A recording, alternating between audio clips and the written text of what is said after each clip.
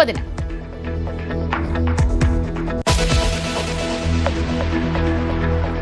PK ശ്രീമതിയെ CPM സംസ്ഥാന സെക്രട്ടേറിയറ്റിൽ പങ്കെടുക്കുന്നതിൽ നിന്ന് വിലക്കി പിണറായി വിജയൻ. സംസ്ഥാനത്ത് ഇളവൊന്നും നൽകിയിട്ടില്ലെന്ന് ശ്രീമതിയെ സെക്രട്ടേറിയറ്റിൽ പങ്കെടുക്കാനെത്തിയ ശ്രീമതിയെ പിണറായി വിജയൻ അറിയിക്കുകയായിരുന്നു. കേന്ദ്ര കമ്മിറ്റി അംഗം സെക്രട്ടേറിയറ്റിൽ പങ്കെടുക്കുന്ന പതിവാണ് പിണറായി വിജയൻ തടഞ്ഞത്. VV അരുൺ വിവരങ്ങളുമായി. അരുൺ, കേന്ദ്ര കമ്മിറ്റിയിൽ നിന്ന് പ്രായപരിധി ഇളവ് നേടിയാണ് PK ശ്രീമതി തുടരുന്നത്. കേന്ദ്ര കമ്മിറ്റി അംഗത്തിന് സംസ്ഥാന സെക്രട്ടേറിയറ്റിൽ പങ്കെടുക്കുകയും ചെയ്യാം. പിന്നെ ഏത് സാഹചര്യത്തിലാണ് സമാനമായ ഇളവുള്ള പിണറായി വിജയൻ PK ശ്രീമതിയെ സെക്രട്ടേറിയറ്റ് യോഗത്തിൽ പങ്കെടുക്കുന്നതിൽ നിന്ന് തടഞ്ഞത്? എന്താണ് ഈ അസാധാരണ നീക്കത്തിന് പിന്നിൽ? വിചിത്രമായ ന്യായവാദമാണ് ഈ വിഷയത്തിൽ പിണറായി വിജയൻ സെക്രട്ടേറിയറ്റിൽ ഉന്നയിച്ചതെന്നാണ് നമുക്ക് മനസ്സിലാക്കാൻ കഴിഞ്ഞത്. കഴിഞ്ഞ 19 ചേർന്ന സെക്രട്ടേറിയറ്റിലാണ് PK ശ്രീമതി പങ്കെടുക്കാൻ എത്തിയത്. അപ്പോഴാണ് പിണറായി വിജയൻ നിങ്ങൾക്ക് ഇവിടെ സെക്രട്ടറിയിൽ പങ്കെടുക്കാൻ കഴിയില്ല, കാരണം നിങ്ങൾക്ക് ഇളവ് കേന്ദ്ര കമ്മിറ്റിയിലാണ്, അവിടെ മാത്രമേ നിങ്ങൾക്ക് പങ്കെടുക്കാൻ കഴിയൂ. നേരത്തെ കൊല്ലം സംസ്ഥാന സമ്മേളനത്തിൽ PK ശ്രീമതിയെ സംസ്ഥാന സമിതിയിൽ നിന്നും അതുപോലെ തന്നെ സംസ്ഥാന സെക്രട്ടേറിയറ്റിൽ നിന്നും ഒഴിവാക്കിയിരുന്നു. പ്രായപരിധി നിബന്ധനയുടെ പേരിൽ 75 വയസ്സ് പിന്നിട്ട നേതാക്കളെ ഒഴിവാക്കുന്നതിന്റെ ഭാഗമായി സംസ്ഥാനത്ത് ഒഴിവാക്കപ്പെട്ട 3 പ്രധാനപ്പെട്ട നേതാക്കളായിരുന്നു കേന്ദ്ര സെക്രട്ടേറിയറ്റിൽ നിന്ന്. അത് ഒന്ന് AK ബാലൻ, മറ്റേയാൾ ആനാവൂർ നാഗപ്പൻ, മൂന്നാമത്തെയാൾ PK ശ്രീമതി. PK ശ്രീമതി CPMന്റെ ഏറ്റവും മുതിർന്ന കേന്ദ്ര കമ്മിറ്റി അംഗങ്ങൾ ഒരാളായിരുന്നു. ആ സമയത്തും അവരെ ഇവിടെ എല്ലാ ഘടകങ്ങളിൽ നിന്നും ഒഴിവാക്കി. പക്ഷേ മധുര പാർട്ടി കോൺഗ്രസിൽ തികച്ചും അപ്രതീക്ഷിതമെന്ന് തന്നെ പറയേണ്ടി വരും. സംസ്ഥാന താൽപര്യത്തിന്റെയൊക്കെ നേതൃത്വത്തിന്റെയൊക്കെ താൽപര്യങ്ങൾ മറികടന്ന് PK ശ്രീമതിയെ കേന്ദ്ര കമ്മിറ്റി തുടരാൻ തീരുമാനിക്കുകയായിരുന്നു. നേരത്തെ തന്നെ പിണറായി വിജയൻ ഒഴികെ ആർക്കും ഇളവ് നൽകില്ല ഈ കേന്ദ്ര കമ്മിറ്റിയിലും പൊളിറ്റ് ബ്യൂറോയിലും എന്ന ഒരു പൊതുധാരണയുണ്ടായിരുന്നു. സംസ്ഥാന നേതാക്കളും MP അടക്കമുള്ളവർ അത് പരസ്യമായി തന്നെ പറയുകയും ചെയ്തതാണ്. പക്ഷേ അതിനൊക്കെ വിരുദ്ധമായി 3 പേർക്ക് ഇളവ് അനുവദിക്കാൻ പാർട്ടി കോൺഗ്രസ് തീരുമാനിക്കുകയായിരുന്നു. അത് ഒന്ന് സ്വാഭാവികം പിണറായി വിജയൻ, അദ്ദേഹം മുഖ്യമന്ത്രിയാണ്, പൊളിറ്റ് ബ്യൂറോ അംഗമാണ്, വീണ്ടും ഇടതുമുന്നണി നയിക്കുമെന്ന് പ്രതീക്ഷിക്കപ്പെടുന്നയാളുമാണ്.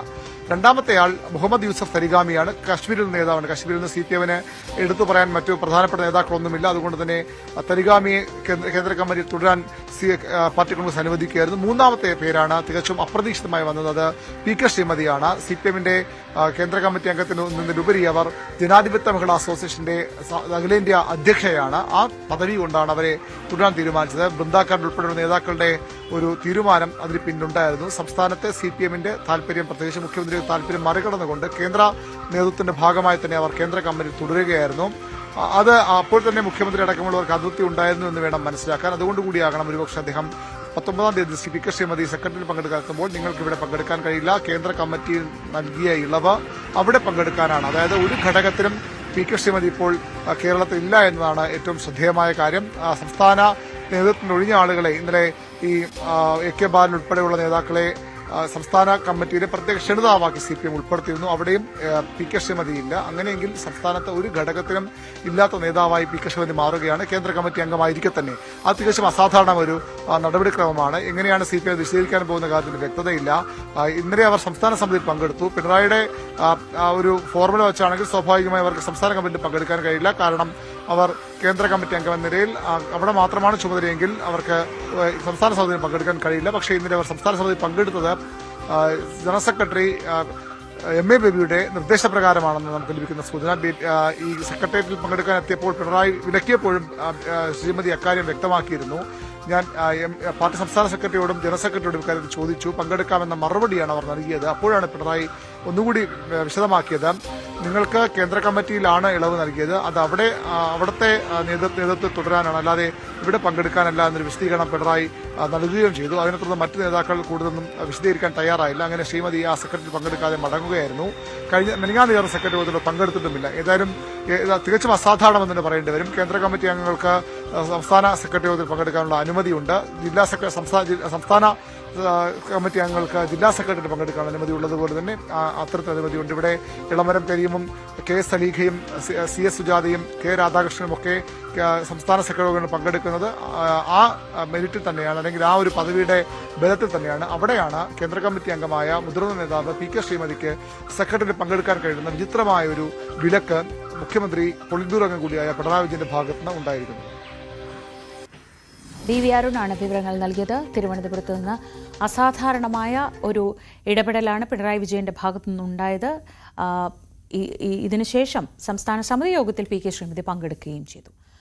മറ്റ് പ്രധാനപ്പെട്ട വാർത്തകളിലേക്ക് പോകാം. കൊച്ചിയിൽ ഹൈബ്രിഡ് കഞ്ചാവുമായി സംവിധായകർ അറസ്റ്റിൽ. സംവിധായകരായ ഖാലിദ് റഹ്മാനും അഷ്റഫ് ഹംസയുമാണ് എക്സൈസ് സ്പെഷ്യൽ സ്ക്വാഡിന്റെ പിടിയിലായത്. ഒപ്പമുണ്ടായിരുന്ന ഷാലിഫ് മുഹമ്മദ് എന്നയാളെയും എക്സൈസ് അറസ്റ്റ് ചെയ്തു. 3 പേരെയും സ്റ്റേഷൻ ജാമ്യത്തിൽ വിട്ടു. എറണാകുളം എക്സൈസ് സ്പെഷ്യൽ സ്ക്വാഡിന് കിട്ടിയ രഹസ്യവിവരത്തെ തുടർന്ന് ഗോശ്രീ പാലത്തിന് സമീപമുള്ള പൂർവ്വ ഗ്രാൻഡ് ബേ എന്ന ഫ്ലാറ്റിൽ നടത്തിയ പരിശോധനയിൽ 2 സിനിമാ സംവിധായകരടക്കം 3 പേരെ ഞങ്ങൾ കഞ്ചാവുമായിട്ട് പിടികൂടിയിട്ടുണ്ട്.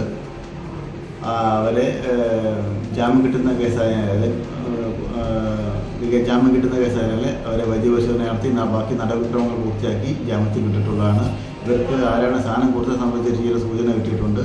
അതിനെപ്പറ്റി വരും ദിവസങ്ങളിൽ കൂടുതൽ അന്വേഷണങ്ങൾ ഉണ്ടാകും. ആജ്ഞ വിവരങ്ങളുമായി കൊച്ചിയിൽ നിന്ന് ആജ്ഞ രവീന്ദ്രൻ. ഈ ഒരു സമയത്ത് ശ്രദ്ധിക്കേണ്ട ഏറ്റവും പ്രധാനപ്പെട്ട കാര്യം ആജ്ഞ, ഇതാദ്യമായാണ് കയ്യിൽ ലഹരിയുമായി നേരിട്ട് 2 സംവിധായകർ പിടിയിലാവുന്ന ഒരു സാഹചര്യം ഉണ്ടാവുന്നത്. ഇതുവരെ സിനിമയിൽ ലഹരി വളരെ വ്യാപകമാണെന്ന് പറയുന്നു, എല്ലായിടത്തും ലഹരി ഉപയോഗമുണ്ടെന്ന് പറയുന്നു. പക്ഷേ ഇങ്ങനെ ഇത്തരത്തിൽ എക്സൈസിന് ആരെയും പിടികൂടാൻ കഴിഞ്ഞിട്ടില്ല. അതുകൊണ്ട് തന്നെ ഇത് എത്രത്തോളം പ്രധാനപ്പെട്ടതാണ്?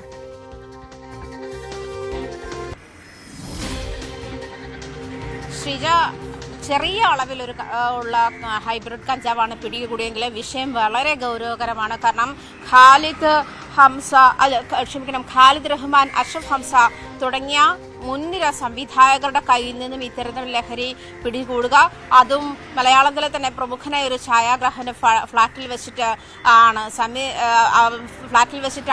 സമീർ താഹയുടെ ഫ്ളാറ്റിൽ വെച്ചിട്ടാണ് പിടികൂടുന്നത്. ഇത്തരം സാഹചര്യങ്ങളൊക്കെ വളരെ ഗൗരവത്തോടു കൂടി കാണേണ്ടത് തന്നെയാണ് എന്നാണ് മനസ്സിലാക്കാൻ കഴിയുന്നത്. കാരണം ഇവർക്ക് എക്സൈസിന് കിട്ടിയ രഹസ്യ വിവരത്തിന്റെ അടിസ്ഥാനത്തിലാണ് ഇവർ ഈ ഛായാഗ്രാഹകന്റെ ഫ്ളാറ്റിൽ ഒത്തുചേർന്നിട്ടുള്ളത്. സിനിമയുടെ ഡിസ്കഷന് വേണ്ടിയിട്ടാണ് ഒത്തുചേർന്നിരിക്കുന്നതും ആ സമയത്ത് ഇവർ ഉപയോഗിക്കാനായി കഞ്ചാവ് കൊണ്ടുവന്നിട്ടുണ്ട് എന്നുള്ള വിവരത്തിന്റെ അടിസ്ഥാനത്തിൽ നടത്തിയ പരിശോധനയിലാണ് സംവിധായകരുടെ കൈവശം ഈ പറയുന്ന അളവിലുള്ള കഞ്ചാവ് കണ്ടെത്തിയത്. പക്ഷേ വേറൊരു കാര്യം കൂടി എക്സൈസ് ഇൻസ്പെക്ടർ KP പ്രമോദ് പറയുന്നത്, ഇത് കൃത്യമായിട്ട്, അതായത് അതിനുള്ള ക്രഷർ, കഞ്ചാവ് പൊടിച്ചാണ് വലിക്കുന്നത് എന്നാണ് പറയുന്നത്. അതിനുള്ള ക്രഷർ, അതുപോലെ തന്നെ അത് വലിക്കാൻ ഉപയോഗിക്കുന്ന ഉപകരണം തുടങ്ങിയ സാധനങ്ങളുമൊക്കെ ഇവരുടെ ഫ്ളാറ്റിൽ നിന്ന് ഇവരുടെ കൈവശം പിടിച്ചെടുത്തിട്ടുണ്ട്. അത് ദൃശ്യങ്ങളിൽ തന്നെ കാണാം. അത് 2 പാക്കറ്റുകളാണുള്ളത്. അതിൽ ചെറിയ പൊതി കഞ്ചാവും വലിയ ഒരു പൊതിയുണ്ട്. അത് ഈ ഉപകരണങ്ങളും പിടിച്ചെടുത്തുന്നല്ലേ അത് സീസ് ചെയ്ത് വെച്ചിരിക്കുന്നതാണ് നമുക്ക് ദൃശ്യങ്ങളിൽ കാണാൻ കഴിയുന്നത്.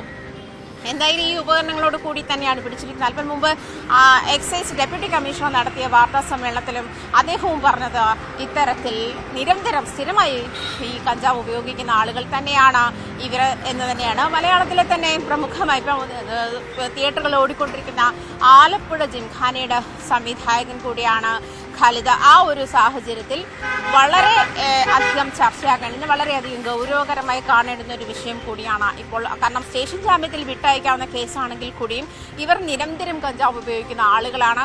ഇത് നേരത്തെ തന്നെ ഇത്തരത്തിലുള്ള വെളിപ്പെടുത്തലുകൾ വന്നിട്ടുണ്ട്. ഷൈൻ ടോം ചാക്കോയെ കസ്റ്റഡിയിലെടുത്ത സമയത്തും ഷൈൻ ടോം ചാക്കോ പറഞ്ഞെങ്കിൽ പ്രധാനപ്പെട്ട കാര്യം ഇതായിരുന്നു, താൻ മാത്രമല്ല കഞ്ചാവ് ഉപയോഗിക്കുന്നത്, സിനിമാ മേഖലയിലെ പ്രമുഖരായ നിരവധി ആളുകൾ കഞ്ചാവ് ഉപയോഗിക്കുന്നുണ്ട്, അത് തന്നെ മാത്രം ഇരയാക്കുന്ന ഒരു സാഹചര്യത്തിലേക്ക് നീങ്ങുന്നു എന്ന് നേരത്തെ പറഞ്ഞിരുന്നു. ഇത്തരം അതിൽ വ്യക്തത വരുന്ന ഒരു സാഹചര്യത്തിലേക്ക് തന്നെയാണ് സിനിമാ മേഖലയിലെ തന്നെ പ്രമുഖരായ 2 സംവിധായകർ ഈ കേസിൽ അറസ്റ്റിലാകുന്നതും അതേ തുടർന്ന്, അതായത് ഇവർ നിരന്തരം ഉപയോഗിക്കുന്ന ഒരു സാഹചര്യം കൂടി വെളിപ്പെടുത്തിയിരുന്നെങ്കിലും ഇപ്പോൾ അതായത് കസ്റ്റഡിയിൽ എടുക്കുന്ന സമയത്ത് കഞ്ചാവ് ഉപയോഗിച്ചിരുന്നു എന്നുള്ള കാര്യത്തിൽ വ്യക്തതയില്ല. കാരണം വൈദ്യപരിശോധനയ്ക്ക് എത്തിച്ച ശേഷമാണ് ജാമ്യത്തിൽ വിട്ടത്.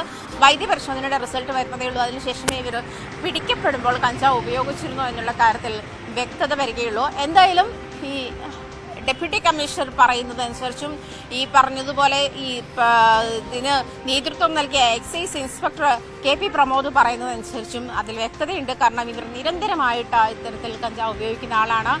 അതേസമയം ഛായാഗ്രാഹകനെ കൂടി ചോദ്യം ചെയ്യുന്ന ഒരു സാഹചര്യത്തിലേക്ക് ആണ് മനസ്സിലാക്കുന്നത് എന്നാണ്, അങ്ങനെ ഒരു സാഹചര്യം കൂടി കണക്കിലെടുത്തിട്ടുണ്ടെന്നാണ് മനസ്സിലാക്കാൻ കഴിയുന്നത്. എന്തായാലും ശ്രീജ സൂചിപ്പിച്ചതുപോലെ ഇതൊരു വലിയ വെളിപ്പെടലാണ് എന്ന് വേണം മനസ്സിലാക്കാൻ. കാരണം ഇത്തരം ലഹരി ഉപയോഗത്തിൻ്റെ വ്യാപനം സിനിമാ മേഖലയിൽ കൂടുന്നുണ്ട്, അല്ലെങ്കിൽ സിനിമാ മേഖലയിൽ ജോലി ചെയ്യാൻ പറ്റാത്ത സാഹചര്യങ്ങളുണ്ടെന്ന് വിൻസി ഉൾപ്പെടെയുള്ള ആളുകളുടെ വെളിപ്പെടുത്തലുകൾക്ക് വളരെയധികം പ്രാധാന്യമേറുകയാണ്. ആ വെളിപ്പെടുത്തലിനെ തുടർന്നുണ്ടായ വിവാദങ്ങൾ അങ്ങോട്ട് ശമിച്ചിട്ടില്ല. അതിനു മുൻപ് തന്നെയാണ് ഈ രണ്ട് സംവിധായകരും ഇതുമായി ബന്ധപ്പെട്ട് അറസ്റ്റിലാകുന്നതെന്നുള്ള കാര്യം ശ്രദ്ധേയമാണ്. എന്തായാലും വരും നിമിഷങ്ങളിൽ കൂടുതൽ നടപടികളുണ്ടായേക്കാം, കൂടുതൽ പ്രതികരണങ്ങളുണ്ടായേക്കാം. ഫിലിം ചേംബർ കഴിഞ്ഞ ദിവസം അവരുടെ അണ്ടറിലുള്ള 7 സംഘടനകളും ഇത്തരത്തിൽ കൃത്യമായ നിരീക്ഷണത്തിലായിരിക്കും. അല്ലെങ്കിൽ ലഹരി ഉപയോഗം ഉണ്ട് എന്ന് വ്യക്തമായാൽ അതിൽ കൃത്യമായ നടപടികൾ ഉണ്ടാകുമെന്ന് കഴിഞ്ഞ ദിവസം വ്യക്തത നൽകിയിരുന്നതുമാണ്. ഈ ഒരു സാഹചര്യത്തിൽ തന്നെ വളരെയധികം പ്രാധാന്യമുണ്ട്. ഈ പറഞ്ഞതുപോലെ ചെറിയ അളവ് എന്ന് പറഞ്ഞ് തള്ളിക്കളയേണ്ടതോ അതിനെ നിസ്സാരവൽക്കരിക്കേണ്ടതോ ഇല്ല. ചെറിയ അളവിലാണെങ്കിൽ കൂടിയും മലയാളത്തിലെ പ്രമുഖരായ ഈ 2 സംവിധായകരുടെ പക്കൽ നിന്നും കഞ്ചാവ് കണ്ടെത്തിയത് വലിയ ഗൗരവത്തോടു കൂടി തന്നെ കാണണമെന്നാണ് മനസ്സിലാക്കുന്നത്. ശ്രീജ. ശരി ആജ്ഞ. ഇതോടൊപ്പം ആജ്ഞ, കൊച്ചിയിൽ മറ്റൊരു കേസിൽ എളമക്കര സ്വദേശിയായ അതുൽ കൃഷ്ണയെ പിടികൂടിയിട്ടുണ്ട്. എന്തൊക്കെയാണ് വിശദാംശങ്ങൾ? 16 ഗ്രാം LSD സ്റ്റാമ്പ് അടക്കം ഇയാളിൽ നിന്ന് പിടിച്ചെടുത്തെന്ന് അറിയുന്നുണ്ടല്ലോ, എന്താണ് വിവരങ്ങൾ?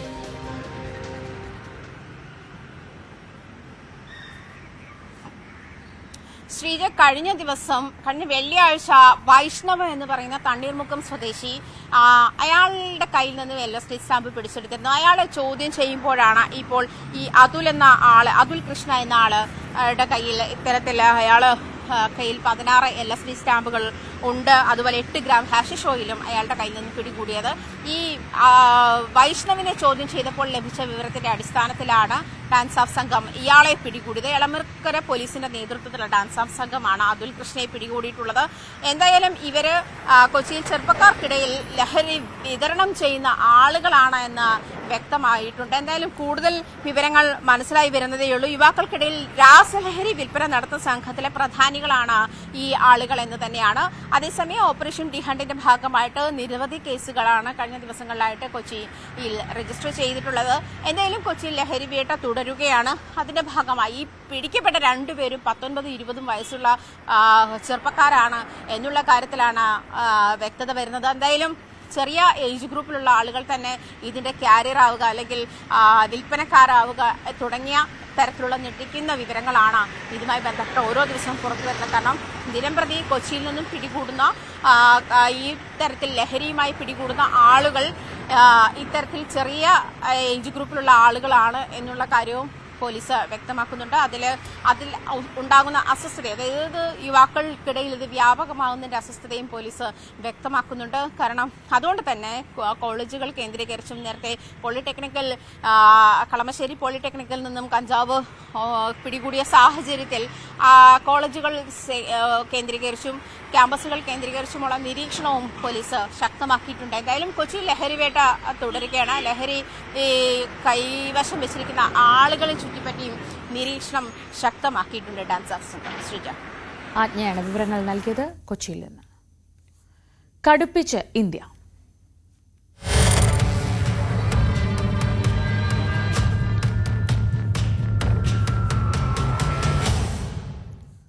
പഹൽഗാം ആക്രമണത്തിൽ ഭീകരരെ സഹായിച്ചവരെ തിരിച്ചറിഞ്ഞ അന്വേഷണ ഏജൻസികൾ. സഹായം നൽകിയ 15 പേരിൽ 3 പേർ കസ്റ്റഡിയിലുണ്ട്. ആക്രമണത്തിൽ അന്വേഷണം NIA-ക്ക് കൈമാറി കേന്ദ്ര ആഭ്യന്തര മന്ത്രാലയം വിജ്ഞാപനമിറക്കി. ഭീകരവിരുദ്ധ നടപടിയുമായി സുരക്ഷാ സേന മുന്നോട്ടു പോവുകയാണ്. ഭീകരരെന്ന് സംശയിക്കുന്ന 2 പേരുടെ വീടുകൾ കൂടി സുരക്ഷാ സേന തകർത്തു.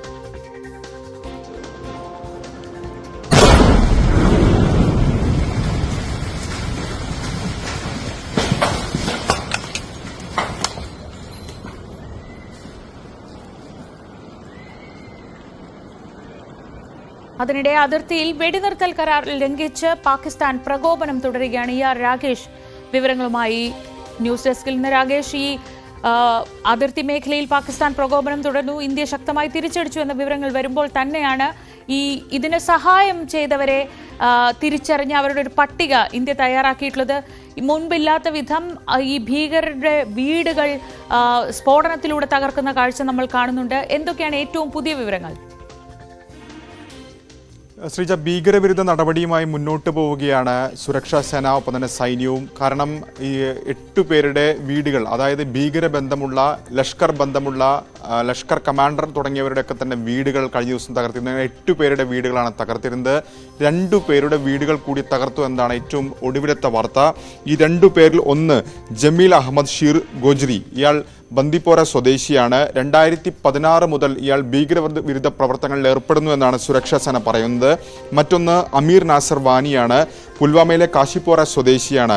ഇയാൾ ജെയ്ഷെ മുഹമ്മദുമായി അടുത്ത ബന്ധമുണ്ട്. കഴിഞ്ഞ വർഷമാണ് ഇയാൾ ജെയ്ഷെയുമായി ചേർന്ന് പ്രവർത്തിച്ചു തുടങ്ങിയത് എന്നാണ് ഇപ്പോൾ സുരക്ഷാ സേന വ്യക്തമാക്കുന്നത്. കൃത്യമായ തെളിവുകളുടെ അടിസ്ഥാനത്തിലാണ് ഇവരുടെ വീടുകൾ തകർത്തത് എന്നുകൂടി സുരക്ഷാ സേന ആവർത്തിക്കുന്നു. ഏതായാലും സുരക്ഷാ സേനയുടെ തെരച്ചിൽ ഊർജിതമായി തന്നെ തുടരുകയാണ്. പ്രത്യേകിച്ച് പുൽവാമ, ഒപ്പം തന്നെ അനന്ത്നാഗ്, ശ്രീനഗർ തുടങ്ങിയ 3 ജില്ലകളിലാണ് ഏറ്റവും പ്രധാനമായും തെരച്ചിലും ഒപ്പം തന്നെ പരിശോധനയും ഒക്കെ തന്നെ തുടരുന്നത്. അങ്ങനെ ഭീകരവിരുദ്ധ നടപടിയുമായി സുരക്ഷാ സേന മുന്നോട്ട് പോവുകയാണ്. നേരത്തെ തന്നെ ഉയരുന്ന പ്രധാനപ്പെട്ട ചോദ്യമാണ്, പ്രാദേശിക സഹായം ലഭിക്കാതെ എങ്ങനെ ഇത്ര കൃത്യമായൊരു ആസൂത്രണത്തോടുകൂടി ഈ ആക്രമണം നടപ്പാക്കാൻ കഴിയുമെന്ന്. ഏതായാലും സുരക്ഷാ ഏജൻസികൾ ഇപ്പോൾ വ്യക്തമാക്കുന്നത് 15 പേരുടെ പിന്തുണ ഇത്തരത്തിൽ പ്രാദേശികമായി ലഭിച്ചിട്ടുണ്ട് എന്നാണ്. ഇതിൽ തന്നെ 3 പേരെ കസ്റ്റഡിയിലെടുത്തു. ഈ 15 അംഗ സംഘത്തിലെ 5 പേർ ഈ ആക്രമണം നടക്കുന്ന സമയത്ത് പഹൽഗാമിനും സമീപ പ്രദേശത്തും ഉണ്ടായിരുന്നു. ഇതിന്റെ കൃത്യമായ തെളിവുകൾ ലഭിച്ചു എന്നാണ് അന്വേഷണ സംഘം പറയുന്നത്. 2 പേരെ കൂടി ഉടൻ കസ്റ്റഡിയിലെടുക്കുമെന്ന് കൂടി അന്വേഷണ സംഘം വ്യക്തമാക്കുന്നുണ്ട്. അങ്ങനെ അന്വേഷണവും ഒരു വശത്ത് ഊർജിതമായി തന്നെ നടക്കുകയാണ്. നിലവിൽ NIAക്ക് അന്വേഷണം കൈമാറിക്കൊണ്ട് കേന്ദ്ര ആഭ്യന്തര മന്ത്രാലയം ഇപ്പോൾ വിജ്ഞാപനം പുറപ്പെടുവിച്ചിട്ടുണ്ട്. നേരത്തെ തന്നെ ഈ ആക്രമണം ഉണ്ടായതിന് തൊട്ടടുത്ത ദിവസം തന്നെ NIA DGയും IGയും അടക്കമുള്ളവർ ജമ്മു കശ്മീർ പോലീസിനൊപ്പം തന്നെ ബൈസാരൻ വാലിയിൽ എത്തിയിരുന്നു. അവർ അവിടെ പ്രാരംഭ നടപടികളൊക്കെ തുടങ്ങിയിരുന്നു. അപ്പോൾ ഔദ്യോഗികമായി ഇന്ന് കേസന്വേഷണം ഏറ്റെടുക്കുകയാണ്. FIR അടക്കം NIA രജിസ്റ്റർ ചെയ്യും. സ്വാഭാവികമായും ചോദ്യം ചെയ്യലും മൊഴിയെടുക്കും അടക്കമുള്ള നടപടികളിലേക്ക് കൂടി NIA ഇനി വരും മണിക്കൂറുകൾ കടക്കും. കാരണം ഈ കേസിൽ നിർണായകമായ ചില സാക്ഷിമൊഴികളുണ്ട്. പ്രത്യേകിച്ച് അവിടെ ഉണ്ടായിരുന്ന കുതിര സവാരി നടത്തുന്ന ആളുകൾ, ഒപ്പം തന്നെ അവിടുത്തെ കച്ചവടക്കാർ ഒക്കെ തന്നെ അവിടെ ഉണ്ട്. അവരുടെയൊക്കെ തന്നെ മൊഴികളുണ്ട്. ഇത് കൂടാതെ ചില ദൃശ്യങ്ങളടക്കം തന്നെ നേരത്തെ ഈ സഞ്ചാരികളായ പലരും മൊബൈലിൽ പകർത്തിയിരുന്നു. ഈ ആക്രമണത്തിന്റെ വീഡിയോ അടക്കം പകർത്തിയിട്ടുണ്ട്. അത് മലയാളികളുണ്ട്, ഒപ്പം തന്നെ മഹാരാഷ്ട്ര സ്വദേശി അടക്കം ഇത്തരം ദൃശ്യങ്ങൾ പകർത്തിയിട്ടുണ്ട്. സ്വാഭാവികമായും ഈ ദൃശ്യങ്ങളൊക്കെ തന്നെ അന്വേഷണത്തിന്റെ ഭാഗമായി NIA പരിശോധിക്കുകയും ചെയ്യും. ഏതായാലും ആ വിജ്ഞാപനം കൂടി ഇപ്പോൾ ഈ ഘട്ടത്തിൽ പുറത്തു വന്നിരിക്കുകയാണ്. അങ്ങനെ ഒരു വശത്ത് അന്വേഷണം ഊർജിതമായി തന്നെ നടക്കുന്നു, മറുവശത്ത് ഭീകരവിരുദ്ധ നടപടിയുമായി മുന്നോട്ട് പോകുന്നു. പക്ഷേ പാകിസ്ഥാന്റെ ഭാഗത്ത് നിന്ന് പ്രകോപനം അതിർത്തിയിൽ തുടരുന്നുണ്ട്. ഏറ്റവും ഒടുവിൽ ഉറി മേഖലയിലെ രാംപൂർ സെക്ടറിലാണ് പാകിസ്ഥാൻ വെടിനിർത്തൽ കരാർ ലംഘനം നടത്തിയിട്ടുള്ളത്. കാരണം ഇന്ത്യ പാക് അതിർത്തി എന്ന് പറയുന്നത് ഏതാണ്ട് 3000 കിലോമീറ്റർ ദൈർഘ്യമുള്ളതാണ്. അതിൽ തന്നെ LOC എന്ന് പറയുന്നത് 740 കിലോമീറ്റർ ആണ്. പക്ഷേ ഇന്നലെ തുടർച്ചയായി ഇപ്പോൾ നോക്കുകയാണെങ്കിൽ 3 ദിവസമായി പാകിസ്ഥാൻ ഇത്തരത്തിൽ നിയന്ത്രണ രേഖ മറികടന്നുകൊണ്ട് ആക്രമണം നടത്തുന്ന പതിവ് അത് ആവർത്തിക്കുകയാണ്. ഇന്ത്യൻ പോസ്റ്റുകൾക്ക് നേരെ ആക്രമണം നടത്തുന്നു. ഇന്ത്യയും ശക്തമായി തന്നെ തിരിച്ചടിച്ചു എന്നാണ് ഇപ്പോൾ സൈന്യം അറിയിച്ചിരിക്കുന്നത്. ആർക്കും ഇത്തരത്തിൽ പരിക്കുകൾ, സൈനികർ ആർക്കും പരിക്കൊന്നും തന്നെ ഉണ്ടായിട്ടില്ല. പക്ഷേ ആർമി ഇപ്പോൾ വ്യക്തമാക്കിയിരിക്കുന്നത് ഏത് സാഹചര്യം നേരിടാൻ സജ്ജമാണ്. അത്തരമൊരു നിർദ്ദേശം സൈന്യത്തിന് നൽകി എന്ന വിവരം തന്നെയാണ് ഇപ്പോൾ അറിയിച്ചിരിക്കുന്നത്. രാജേഷാണ് വിവരങ്ങൾ നൽകിയത് ന്യൂസ് ഡെസ്കിൽ നിന്ന്. ഇന്ത്യ പാക് അതിർത്തിയിൽ സംഘർഷം രൂക്ഷമായതോടെ ആശങ്കയിലാണ് അതിർത്തി മേഖലയിലെ ഗ്രാമവാസികൾ. യുദ്ധം മുന്നിൽ കണ്ട് വീടിന് സമീപത്തെ ബങ്കറുകളൊക്കെ അവർ വൃത്തിയാക്കി തുടങ്ങിയിരിക്കുന്നു. ഇരുഭാഗത്തും സംഘർഷ സാധ്യതകൾ നിലനിൽക്കുകയാണ്. ഏത് സമയത്തും യുദ്ധമുണ്ടായേക്കാം. അങ്ങനെയെങ്കിൽ യുദ്ധക്കെടുതികൾ ഏറ്റവും കൂടുതൽ നേരിടേണ്ടി വരിക അതിർത്തി ഗ്രാമങ്ങളിൽ കഴിയുന്നവരാണ്. പാകിസ്ഥാൻ തിരിച്ചടിച്ചാൽ ഷെല്ലാക്രമണത്തിൽ നിന്ന് രക്ഷ തേടാനുള്ള മാർഗം തേടുകയാണ് കശ്മീരിലുള്ള ഗ്രാമവാസികൾ.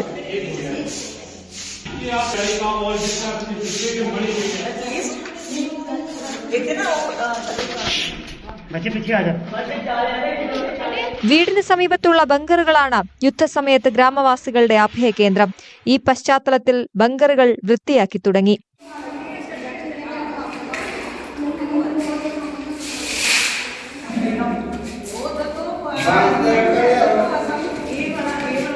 ഏറെക്കാലമായി ശാന്തമായിരുന്നു ഇന്ത്യ പാക് അന്താരാഷ്ട്ര അതിർത്തി മേഖല. 2018 മുതൽ ഈ ബങ്കറുകൾ പ്രദേശവാസികൾക്ക് ഉപയോഗിക്കേണ്ടി വന്നിട്ടില്ല. യുദ്ധസമയത്ത് സാധാരണ ജനങ്ങളെ കടന്നാക്രമിക്കുന്ന രീതി പാകിസ്ഥാന് പലപ്പോഴും ഉണ്ടെന്നാണ് നാട്ടുകാർ പറയുന്നത്. बॉर्डर वासियों को देख के हिंदुस्तान के हाथ कहीं बंद ना जाए, उस बात को ध्यान में रखते हम अपने अपने आप को प्रिपेयर कर रहे हैं कि इन फ्यूचर अगर कुछ भी होता है तो ये बंकर हमारा सेफर जोन है, हम लोग इसमें अपने आप को, अपने लोगों को सेव कर सकते हैं। तो अगर आप लोगों को डरने की जरूरत नहीं है, भारत को आगे बढ़ना चाहिए और भारत को अब आर पार का काम करना चाहिए, क्योंकि कब तक निहत्थे लोगों की मौत देखेंगे, कब तक जवानों की शहादत देखेंगे। बहुत हो गया, अब बस ये आर पार का होना चाहिए और पूरे बॉर्डरवासी अपने हिंदुस्तान के साथ। വീണ്ടും സമാധാനാന്തരീക്ഷമുണ്ടാകുമെന്ന പ്രതീക്ഷയിലാണ് ഇവിടുത്തെ ജനങ്ങൾ. News desk news 18. പഹൽഗാം ഭീകരവാദികളുടെ ചിത്രം മൊബൈൽ ക്യാമറയിൽ. മലയാളി വിനോദസഞ്ചാരിയുടെ മൊബൈൽ ക്യാമറയിലാണ് അവിചാരിതമായി, അപ്രതീക്ഷിതമായി ഈ ഭീകരവാദികളുടെ ചിത്രങ്ങൾ പതിഞ്ഞത്. വെടിവയ്പ്പിന് ഉണ്ടായതിന് ദിവസങ്ങൾക്ക് മുൻപ് പഹൽഗാമിൽ സ്വന്തം മകളുടെ ദൃശ്യങ്ങൾ പകർത്തുന്നതിനിടെയാണ് വെടിവയ്പ്പ് നടത്തിയ ഭീകരരുടേതെന്ന് സംശയിക്കുന്ന ദൃശ്യങ്ങൾ ഇങ്ങനെ ക്യാമറയിൽ പതിഞ്ഞത്.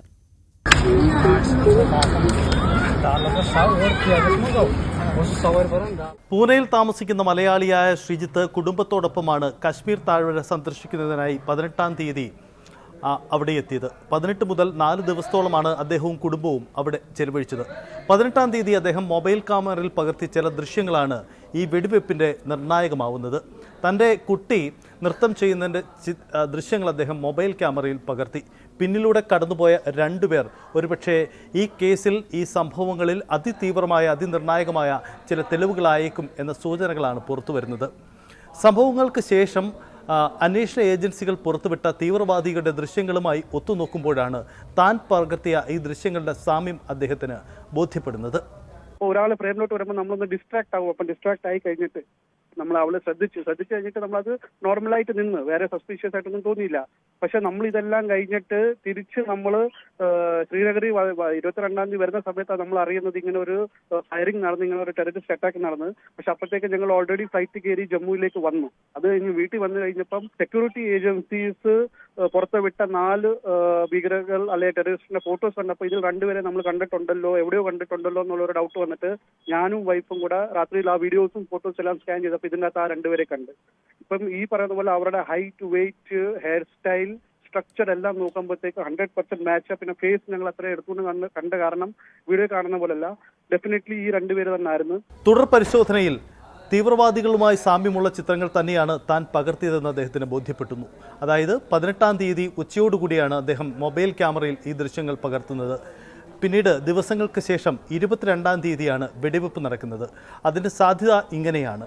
അതായത് ഈ വെടിവെപ്പിന് ദിവസങ്ങൾക്ക് മുമ്പ് തന്നെ ഈ തീവ്രവാദി സംഘങ്ങൾ സ്ഥലത്തെത്തിയിരുന്നു എന്നതാണ് അന്വേഷണ സംഘത്തിൻ്റെ വിലയിരുത്തൽ. അത് ഈ ദൃശ്യങ്ങൾ തന്നെ അതിൻ്റെ തെളിവായി സൂചനകളും നൽകുന്നുണ്ട്. എന്തായാലും ഈ വിവരങ്ങൾ NIA-യുമായി ശ്രീജിത്ത് പങ്കുവച്ചു കഴിഞ്ഞു. ഒപ്പം ഈ ദൃശ്യങ്ങളും കൂടുതൽ തെളിവുകളും അന്വേഷണ ഏജൻസികൾക്ക് കൈമാറിയിട്ടുണ്ട്. ഈ തെളിവുകളും ഒത്തുചേർന്നുള്ള പരിശോധനകൾ നടക്കുന്നുണ്ട്. ഇതാദ്യമായിട്ടാണ് ഈ സംഭവ സ്ഥലത്ത് നിന്നുള്ള തീവ്രവാദികളുടെ ഇത്തരം ക്ലോസ് ആയ ദൃശ്യങ്ങൾ ലഭ്യമാവുന്നത്. ഈ സംഭവത്തിൻ്റെ അന്വേഷണത്തിൽ അതിനിർണായകമാവുന്ന തെളിവുകളായി ഒരുപക്ഷെ ശ്രീജിത്ത് പകർത്തിയ ദൃശ്യങ്ങൾ മാറിയേക്കാൻ സാധ്യതയുണ്ട്. ഇതിനു പുറമെ കശ്മീർ സന്ദർശനത്തിൽ അദ്ദേഹം പകർത്തിയ കൂടുതൽ ദൃശ്യങ്ങളിലും ഈ തീവ്രവാദികളുടെ മുഖങ്ങൾ പെട്ടിട്ടുണ്ടോ എന്ന കാര്യത്തിലും അന്വേഷണം നടക്കുന്നുണ്ട്. അതിനായി ഈ ദൃശ്യങ്ങളും അദ്ദേഹം അന്വേഷണ ഏജൻസികൾക്ക് ഉടൻ കൈമാറുമെന്ന് അറിയിച്ചിട്ടുണ്ട്. TG Sajith, news 18, Thiruvananthapuram. പാകിസ്ഥാൻ പൗരത്വമുള്ളവർ രാജ്യം വിടണമെന്നാവശ്യപ്പെട്ട് കോഴിക്കോട്ട് നൽകിയ നോട്ടീസ് പിൻവലിച്ചു പോലീസ്. കോഴിക്കോട് റൂറൽ പോലീസ് പരിധിയിൽ 3 പേർക്കാണ് നോട്ടീസ് നൽകിയിരുന്നത്. എന്നാൽ ദീർഘകാല വിസയിൽ ഇവരുടെ നടപടിക്രമങ്ങൾ പുരോഗമിക്കുന്ന സാഹചര്യത്തിലാണ് തീരുമാനം മാറ്റിയത്. MS അനീഷ് കുമാർ വിവരങ്ങളുമായി. അനീഷ്, ഇവരുടെ ഒരു ദൈന്യതയും അവരുടെ നിവൃത്തികേടും ഒക്കെ കഴിഞ്ഞ ദിവസങ്ങളിലൊക്കെ വാർത്തകളിൽ നിറഞ്ഞിരുന്നു. ഇത്രയും കാലം ഇവിടെ ജീവിച്ച് ഇനി എങ്ങനെ എങ്ങോട്ട് പോകാൻ, പാകിസ്ഥാനിലേക്ക് തിരികെ പോകാൻ കഴിയില്ല, ആ സാഹചര്യമൊക്കെ പറഞ്ഞിരുന്നു. ഇപ്പോൾ എന്ത് കാരണം കാണിച്ചാണ് ഇപ്പോൾ ആ നോട്ടീസ് പിൻവലിച്ചിട്ടുള്ളത്?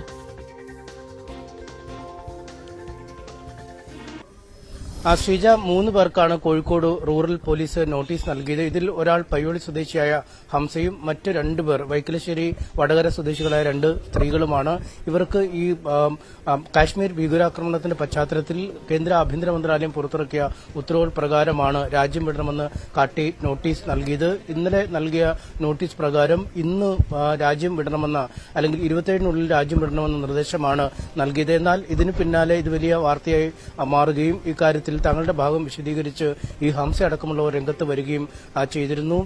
താൻ ജോലിക്കായാണ് കറാച്ചിയിലേക്ക് പോയത്. പക്ഷേ അതിനുശേഷം നാട്ടിലേക്ക് തിരിച്ചു വന്നു. സ്കൂൾ സർട്ടിഫിക്കറ്റ് അടക്കമുള്ള എല്ലാ രേഖകളും തന്റെ പക്കലുണ്ടായിരുന്നു. എന്നാൽ കാശ്മീരിലെത്തിയപ്പോൾ യാദൃശ്ചികമായ ചില സംഭവങ്ങളുടെ പേരിൽ അന്ന് പാകിസ്ഥാന്റെ പാസ്പോർട്ട് എടുക്കേണ്ട ഒരു സാഹചര്യം ഉണ്ടാവുകയായിരുന്നു. പിന്നീട് നാട്ടിൽ മടങ്ങിയെത്തിയ ശേഷം ഇന്ത്യയുടെ പൌരത്വത്തിനായുള്ള അപേക്ഷകൾ നൽകി. ഒപ്പം ലോങ് വിസ നടപടികൾക്ക് വേണ്ടിയുള്ള നടപടിക്രമങ്ങളും ചെയ്തു. എന്നാൽ ഈ ലോങ് വിസ ലഭിക്കുന്നതിന് കാലതാമസം ഉണ്ടാവുകയായിരുന്നു. ഇതിനിടയിൽ തന്നെ ഹൈക്കോടതിയിൽ ഇതുമായി ബന്ധപ്പെട്ട കേസും നടക്കുന്ന ഒരു സാഹചര്യമുണ്ട്. അതുകൊണ്ട് താൻ പാകിസ്ഥാൻ പൌരനല്ല, ഇന്ത്യയിൽ ജനിച്ചു വളർന്ന ഇന്ത്യക്കാരനായ ആളാണ്, തനിക്ക് പാകിസ്ഥാനിൽ ആരുമില്ല, കേവലം ജോലിക്ക് വേണ്ടി മാത്രം താൻ പാകിസ്ഥാനിൽ പോയിരുന്നു എന്നാണ് ഹംസ പറയുകയും ചെയ്തത്. എന്തായാലും ഇത് വലിയ ചർച്ചയായതിന്റെ പശ്ചാത്തലത്തിലാണ് ഉന്നത ഇടപെടൽ ഇക്കാര്യത്തിൽ ഉണ്ടായിരിക്കുന്നത്. ഇവരുടെ ലോങ് വിസയ്ക്കുള്ള അപേക്ഷയിൽ നടപടിക്രമങ്ങൾ പുരോഗമിക്കുന്ന സാഹചര്യത്തിൽ ഇത് പരിഗണിച്ച് ഇവരുടെ നോട്ടീസ് പിൻവലിക്കുന്നുവെന്നാണ് പോലീസ് അറിയിച്ചത്. ഹംസയ്ക്ക് സംബന്ധിച്ച അറിയിപ്പ് ലഭിക്കുകയും ചെയ്തിരുന്നു. ഒപ്പം ഹൈക്കോടതിയിൽ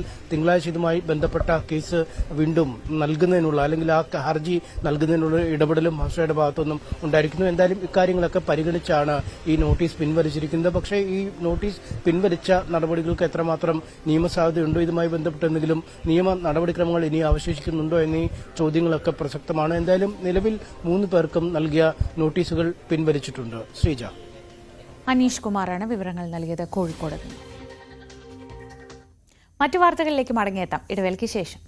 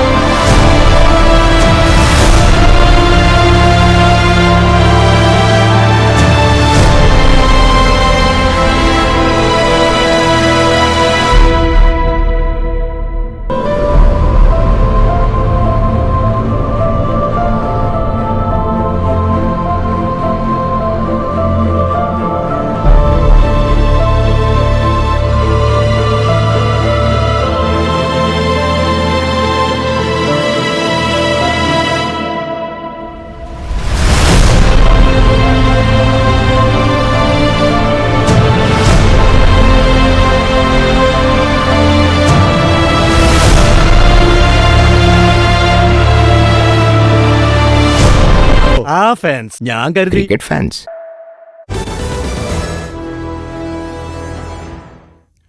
കോഴിക്കോട് പാലക്കോട്ട് വയലിൽ സംഘം ചേർന്ന് യുവാവിനെ കൊലപ്പെടുത്തിയ സംഭവത്തിൽ അച്ഛനും 2 മക്കളും ഉൾപ്പെടെ 3 പേർ കസ്റ്റഡിയിൽ.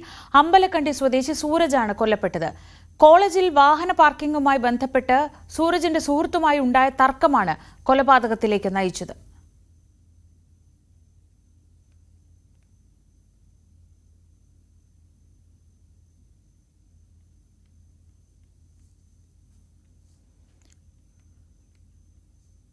കണ്ണൂരിൽ നിന്ന് കൊണ്ടുവന്ന ഡ്രഡ്ജർ മുതലപ്പുഴയിലേക്ക് കയറ്റാനുള്ള ശ്രമം ഇന്നും തുടരും.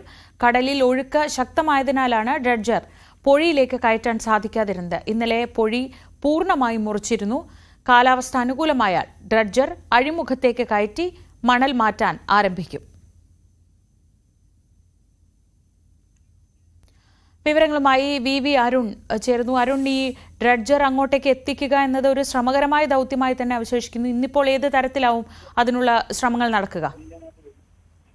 കാലാവസ്ഥ അനുകൂലമായാൽ ഡ്രഡ്ജർ അഴിമുഖത്തേക്ക് എത്തിക്കാനാകുമെന്ന പ്രതീക്ഷയാണ് ഉള്ളത്. അതിനനുസരിച്ചുള്ള ശ്രമമാണ് നടക്കുന്നത്. വലിയ ശക്തമായ ഒഴുക്കാണ് ഇന്നലെ തടസ്സമുണ്ടായത്. കടലും പ്രക്ഷുബ്ധമായിരുന്നു. ഇന്നലെയും ശക്തമായ മഴ ഉള്ളതുകൊണ്ട് തന്നെ വെള്ളത്തിന്റെ ഒഴുക്കും കൂടുതലാണ്. ഇന്ന് കാലാവസ്ഥ അനുകൂലമാകുന്നതിനനുസരിച്ച് ഡ്രഡ്ജർ അഴിമുഖത്തേക്ക് എത്തിക്കാനാണ് ശ്രമം. അവിടെ ഈ ഡ്രഡ്ജർ കൊണ്ടുവന്ന കണ്ണൂരിൽ നിന്ന് വന്ന ഡ്രഡ്ജറാണ്. അത് ഉപയോഗിച്ച് മണ്ണ് നീക്കിയാൽ മാത്രമേ അഴിമുഖം പഴയതുപോലെ ആവുകയുള്ളൂ. മത്സ്യത്തൊഴിലാളികൾക്ക് മുതലപ്പൊഴി വഴി മത്സ്യബന്ധനത്തിൽ പോകാനും സാധിക്കൂ. വലിയ വള്ളങ്ങൾക്ക് പോകാൻ ഇതുവരെയും കഴിയുന്നില്ല. അതുകൊണ്ടാണ് ഈ ഡ്രഡ്ജർ കൊണ്ടുവന്നത്. പക്ഷെ ഇപ്പോഴും ഈ പ്രതികൂല കാലാവസ്ഥ കാരണം ഡ്രഡ്ജർ അവിടെ കയറ്റാൻ കഴിഞ്ഞിട്ടില്ല. അതിനുള്ള ശ്രമത്തിലാണ് ഫിഷറീസ് വകുപ്പും അതുപോലെ തന്നെ മത്സ്യത്തൊഴിലാളികളുമെല്ലാം. ഇന്നലെ പൊഴി പൂർണ്ണമായി മുറിച്ചിരുന്നു. ഇന്ന് കാലാവസ്ഥ കൂടി അനുകൂലമായാൽ പെട്ടെന്ന് തന്നെ ഈ ഡ്രഡ്ജർ കയറ്റാൻ കഴിയും എന്നാണ് പ്രതീക്ഷിക്കുന്നത്. കോട്ടയം പാറപ്പാടം ദേവീക്ഷേത്രത്തിൽ മോഷണം. ക്ഷേത്രത്തിന്റെ ചുറ്റുമതിലിനുള്ളിൽ സൂക്ഷിച്ചിരുന്ന 26 തൂക്കുവിളക്കുകൾ മോഷണം പോയി. 47 വിളക്കുകൾ ഉണ്ടായിരുന്നതിൽ 21 എണ്ണം അഴിച്ചുവെച്ചെങ്കിലും അത് കവർന്നെടുക്കാൻ സാധിച്ചില്ല. പുലർച്ചെ 2 മണിയോടെയാണ് മോഷണം നടന്നത്. സംഭവത്തിന്റെ CCTV ദൃശ്യങ്ങൾ പുറത്തുവന്നു.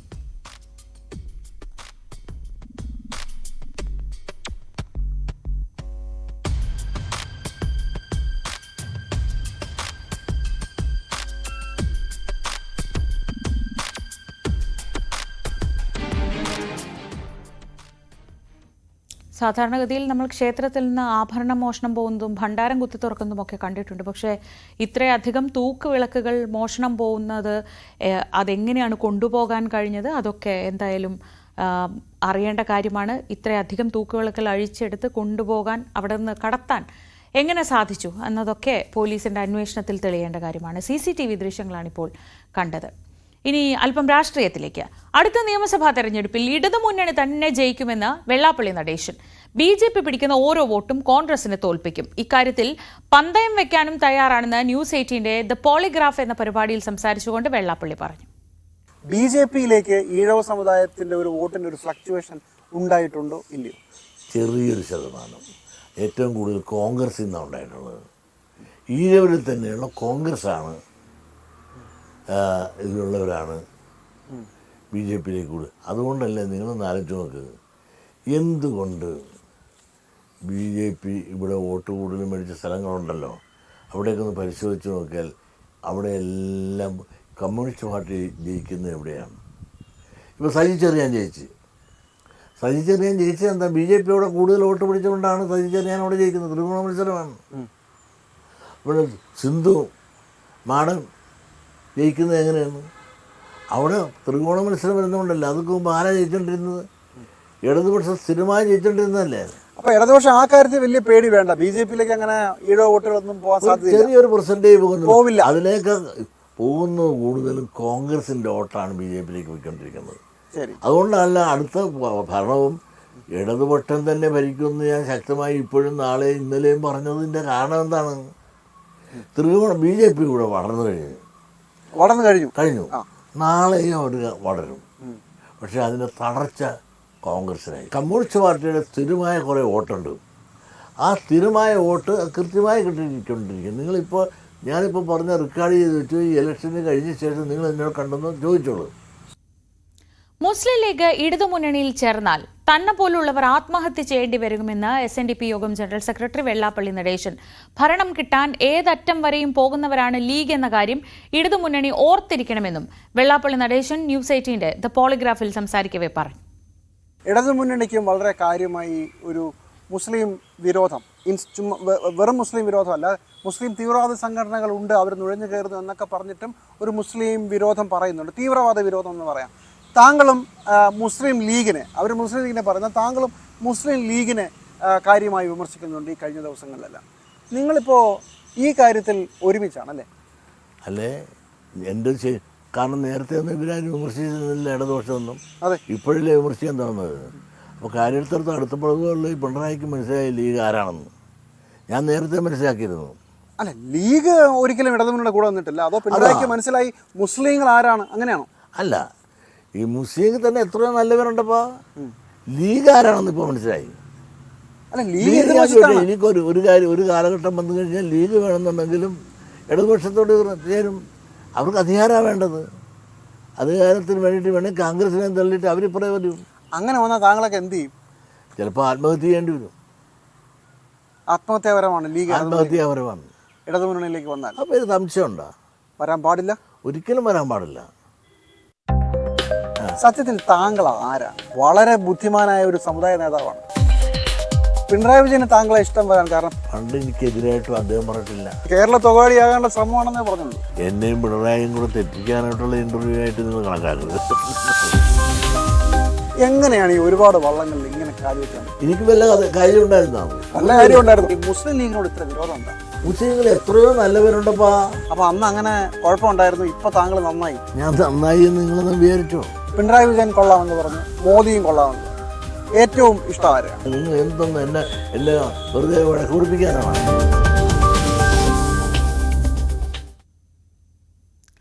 കൊച്ചിയിൽ ഇന്ന് പുലർച്ചെയാണ് ഹൈബ്രിഡ് കഞ്ചാവുമായി 2 പ്രമുഖ സംവിധായകർ പിടിയിലായത്. ഇപ്പോൾ എക്സൈസ് കമ്മീഷണർ ന്യൂസ് 18നോട് സംസാരിക്കും. കിട്ടിയിരുന്നതാണ്. അപ്പോൾ അതിപ്പോൾ മലയാളത്തിൽ തന്നെ 2 പ്രമുഖരായ സംവിധായകർ ഇതിലേക്ക് വരുന്നു എന്നുള്ളത് പറയുമ്പോൾ കൂടുതൽ തലവേദനയാകുന്നില്ലേ? അത് വളരെ ദൗർഭാഗ്യകരമായ കാര്യമെന്ന് എനിക്ക് പറയാൻ പറ്റത്തുള്ളൂ. എന്ന് വെച്ചാൽ നിയന്ത്രിക്കേണ്ട ആൾക്കാരാണല്ലോ അവർ തന്നെ ഇതിലേക്ക് ഇത് ഉപയോഗിക്കുക അല്ലെങ്കിൽ ഇതിനുവേണ്ടി ഇതിന് ഉപയോഗിക്കാൻ വേണ്ടി സമയം കണ്ടെത്തുക എന്നൊക്കെ പറയുമ്പം അത് വളരെ ദൗർഭാഗ്യകരമായ കാര്യമാണത്. എക്സൈസ് മിനിസ്റ്റർ തന്നെ പറഞ്ഞിട്ടുണ്ട്, സിനിമ ലൊക്കേഷനൊന്നും പവിത്രമായ സ്ഥലമായിട്ട് കണക്കാക്കാൻ പറ്റില്ല. ഏത് സമയത്തും എല്ലാ ലൊക്കേഷനും പരിശോധന ഉണ്ടാകാം. ഉണ്ട്. ബഹുമാനപ്പെട്ട എക്സൈസ് മിനിസ്റ്ററുടെയും ബഹുമാനപ്പെട്ട കമ്മീഷണറുടെയും ഫുൾ സപ്പോർട്ട് ഞങ്ങൾക്കുണ്ട്. ഞങ്ങൾക്ക് അവരിൽ നിന്ന് ആരിൽ നിന്ന് തന്നെ നമുക്ക് ഒരു തടസ്സം ഇതിലുണ്ടായിട്ടില്ല. നമുക്ക് ഫുൾ സപ്പോർട്ട് ചെയ്തുകൊണ്ടാണ് നമ്മൾ മുന്നോട്ട് പോയിക്കൊണ്ടിരിക്കുന്നത്. ഇപ്പോൾ ഇത് ഓപ്പറേഷൻ ക്ലീൻ സ്ലേറ്റ് എന്ന് പറഞ്ഞ എക്സൈസ് ഡിപ്പാർട്ട്മെൻറ്റ് ഒരു പുതിയൊരു 10 ദിവസത്തെ ഒരു സ്ട്രിക്റ്റ് ആയിട്ടുള്ള ഒരു എൻഫോഴ്സ്മെൻറ്റ് ഡ്രൈവ് നടക്കുവാണ്. ഓപ്പറേഷൻ ക്ലീൻ സ്ലേറ്റ് എന്ന സെക്കൻഡ് ഫേസ്. അതിൻ്റെ ഭാഗമായിട്ടുള്ള വളരെ സ്ട്രിക്റ്റായിട്ടുള്ള പരിശോധന ആണ് ഇപ്പോൾ ഈ നടപടി. കഴിഞ്ഞ ദിവസങ്ങളിൽ രജിസ്റ്റർ ചെയ്ത കേസുകളിലൊക്കെ 19-20 വയസ്സിനിടയിലുള്ള കുട്ടികളുടെ എണ്ണം കൂടിയിട്ടുണ്ടെന്ന്. അത് കുറച്ചുകൂടി ഒരു ആശങ്കയുണ്ടാകും. പിന്നെ ഉറപ്പായിട്ടും. കാരണം വെച്ചാൽ പണ്ട് മുൻകാലങ്ങളിലൊക്കെ കുറച്ച് വർഷങ്ങൾക്ക് മുമ്പ് തന്നെ ഈ നാർക്കോട്ടിക്സ് ഡ്രഗ്സ് NDPS പ്രകാരമുള്ള കേസുകൾ എടുക്കുമ്പോൾ ഒരു 25 വയസ്സിന് മുകളിലോട്ടുള്ള ആൾക്കാരാണ് നമ്മൾക്ക് അറസ്റ്റ് ചെയ്യാനും പിന്നെ ശിക്ഷ മേടിച്ചു കൊടുക്കാനും പറ്റിയിരുന്നത്. പക്ഷേ ഇപ്പോൾ എന്ന് പറഞ്ഞാൽ വളരെ അലർമിംഗ് ആയിട്ടുള്ള സ്റ്റേജാണ്. ഇപ്പോൾ എന്ന് പറഞ്ഞാൽ അത് നേരെ തിരിച്ച് 25-ന് താഴെയുള്ള ആൾക്കാരായി മാറി എന്നുള്ളത് വളരെ വിഷമമുണ്ടാക്കുന്നൊരു കാര്യം തന്നെയാണ്.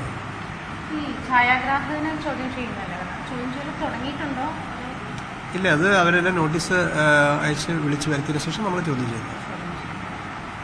പിന്നെ വേറൊരു കാര്യം കൂടി ചോദിക്കാനുള്ളത്, ഇത് വരുന്ന ദിവസങ്ങളിലൊക്കെ ഈ കോളേജുകളിലൊക്കെ കേന്ദ്രീകരിച്ച് ഇപ്പം കളമശ്ശേരി പോളിടെക്നിക്കിലായാലും വലിയ എമൗണ്ട് കഞ്ചാവാണല്ലോ പിടികൂടിയിട്ടുള്ളത്.